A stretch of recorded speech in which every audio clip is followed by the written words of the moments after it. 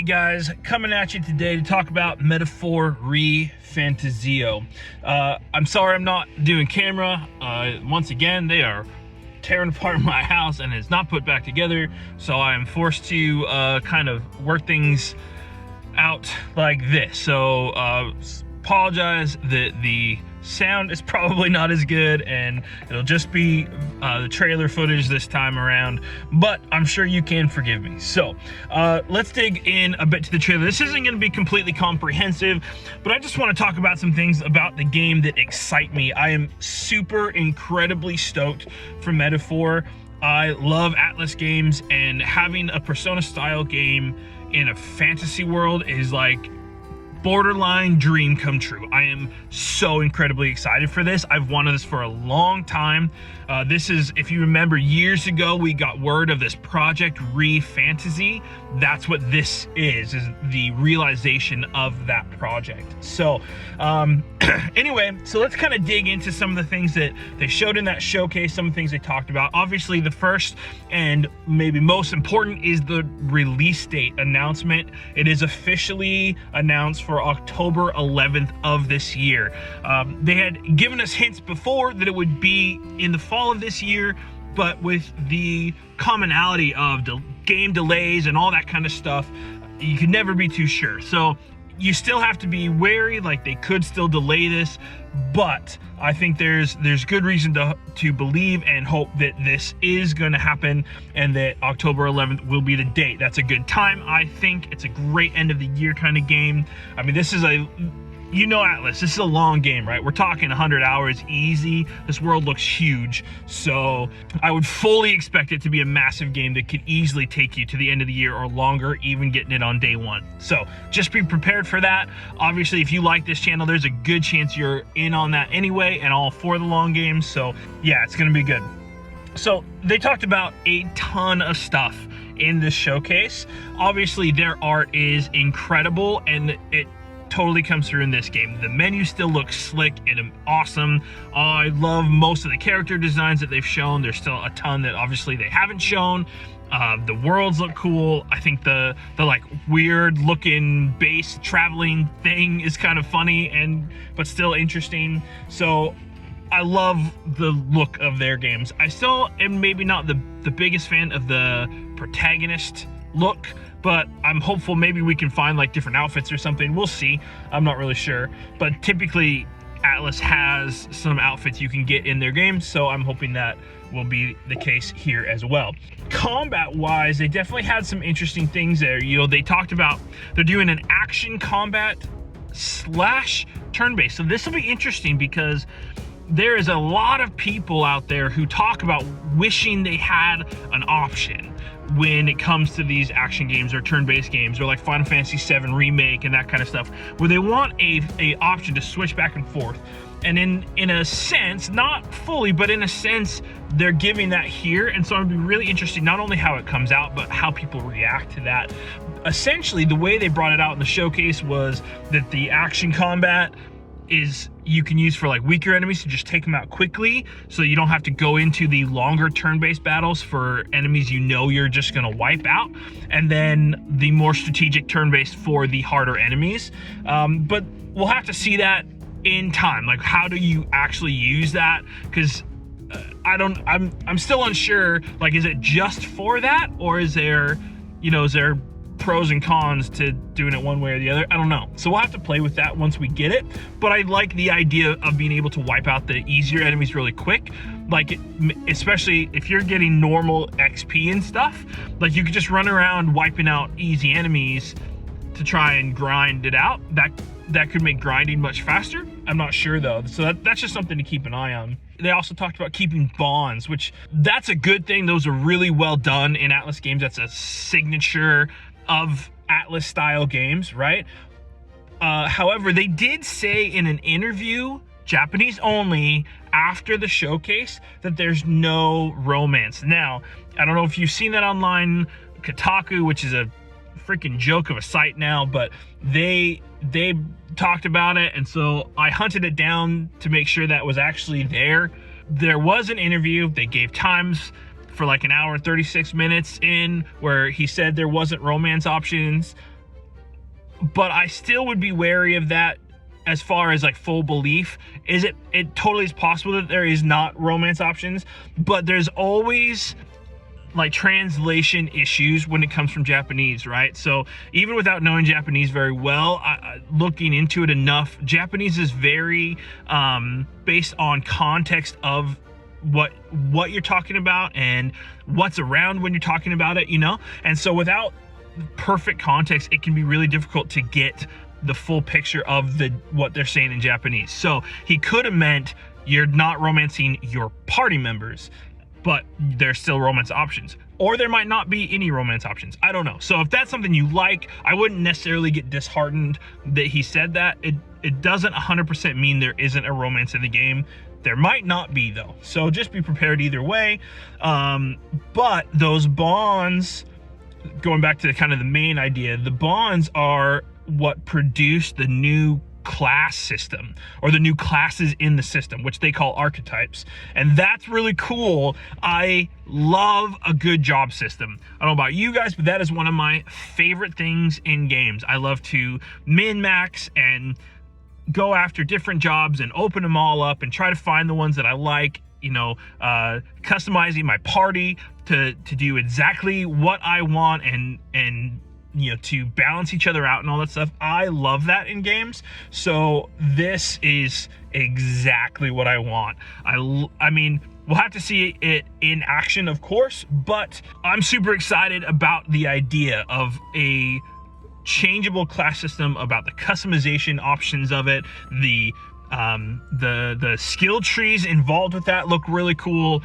Again, we haven't seen them in action, so are they all meaningless or are they good? We'll have to wait and see. But the initial look has me excited. The other thing is the class system, or those archetypes, are said to affect stuff outside of combat. So the example they gave was like a thief can pilfer in combat, but he can also pick locks or possibly pickpockets or something outside of combat. That's very interesting, right? The thief is a little more easy to understand, but what could some of those other archetypes do? I don't know, but it seems like a really cool option and something that could add just that little bit more to the classes you pick for your party. Something totally random, but one of the ways you get around is by skateboarding on like a magic sword, and I just think that's so freaking awesome. It's a random little thing that probably doesn't matter. Like if you watch the trailer, it doesn't really seem like he's going much faster than when he's like sprinting, but it just is cool, and so I'm all for that. One weird thing I want to point out real quick is how almost obsessed the devs, or at least the person talking, seem to be about wanting us to understand like that it's a fantasy world and not a real world. They kept saying things like, you wouldn't see that in the real world, or you wouldn't see that in the modern day, which was interesting, right? It's like, this isn't the first fantasy game that's out there, so why is that so important to them? Maybe because they typically, you know, Persona games have always been in modern. I don't know, it's still weird.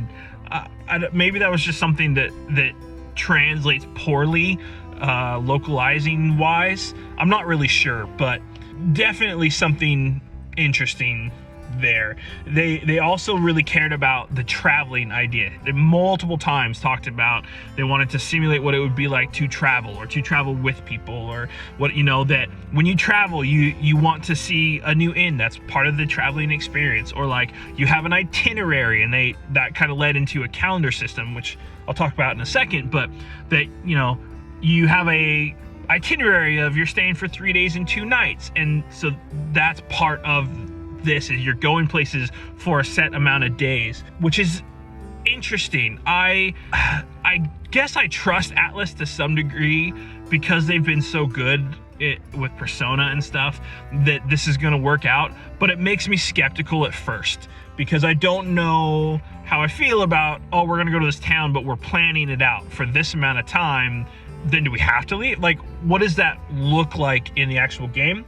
I'm not really sure, so we'll have to kind of see that as once we get in the game, I guess. But that again leads into the fact that this still follows a calendar. There is a time and date element to this game, which again makes sense as Atlas has that in like all their games, but it is an interesting element to a fantasy title, which you haven't seen, right? Atlas hasn't done this before, and they're the only ones, well, one of the very few who do that in their games. So what does that look like in a huge fantasy RPG like this?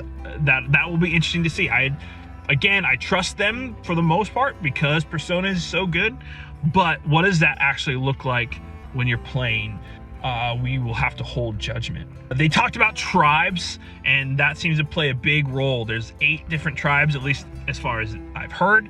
It's possible there are more. They like to hide stuff, so they might have more or hidden ones or something, but they've talked about 8 different tribes and the kind of conflict between those tribes and the views that they hold about the others. So there's a lot of this kind of almost racism and classism and stuff kind of going on. They talked about a huge discrepancy between the rich and the poor, and kind of they talked about evil humans, and so there's a really interesting dynamic there that hopefully they play well. We'll again have to wait and see, but that seems to be a big theme in this game.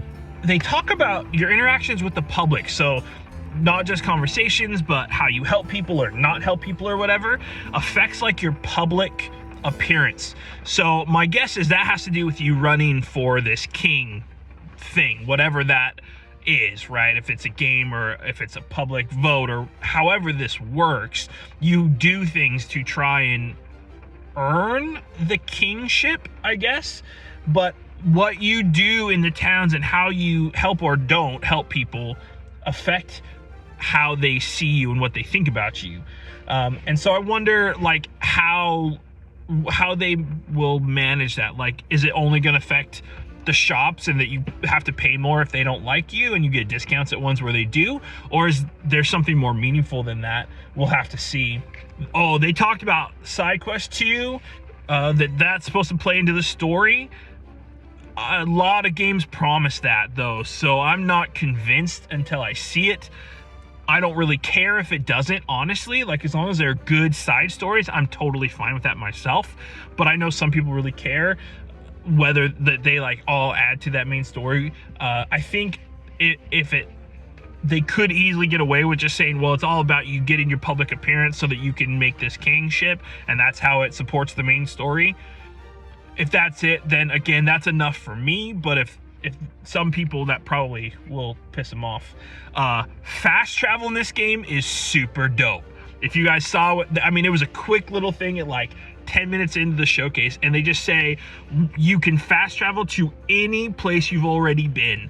So any shop, any area in town, whatever, you can just bam and you're there. I love that stuff. It always drives me nuts when it's like, oh, I want to go to the shop, but I can't remember where it's at. And so you remember it's in this general area, and then you have to run around until you can find the exact shop. That's annoying. Like, I want to just get there. And I know some people feel different. That's totally great. But for me, I just want to go and get it done and then go back to whatever I was doing. And they have that. So I'm really stoked about that. The other thing that I like is in this weird town moving base thing you have, they talked about having like camping and cooking and whatever with your companions. I love that kind of stuff. If the characters are good and well written, then being able to hang out with them and develop those relationships in ways other than just, you know, forced talking segments and combat or whatever, I love that stuff. Persona's always been pretty good at that. Usually they have some that are really dumb, but usually it's pretty good. And so I'm really hoping that the characters are well done so that that's really enjoyable, because the idea of it seems pretty awesome to me. Yeah, again, Metaphor comes out in October. It's a huge fantasy RPG by Atlas, so it's already calling my name. It's been one of my most anticipated games for a while, so I am super excited. I'm glad we finally got a date, and yeah, I am really looking forward to this game. So let me know what you guys think, if you're looking forward to it as well, and you picked this up on day one. What did you think about that showcase? Anything you took away? Let me know down in the comments, and we'll talk about it, and then obviously we will dig into it more once it comes out in October. So thank you guys so much for watching. I know all of this stuff going on with me has made this channel like really shoddy right now, but I'm working on it. So one of these days we'll get back to normal. Thanks again for sticking with me, and yeah, appreciate you guys. So thanks for watching, and as always, good hunting.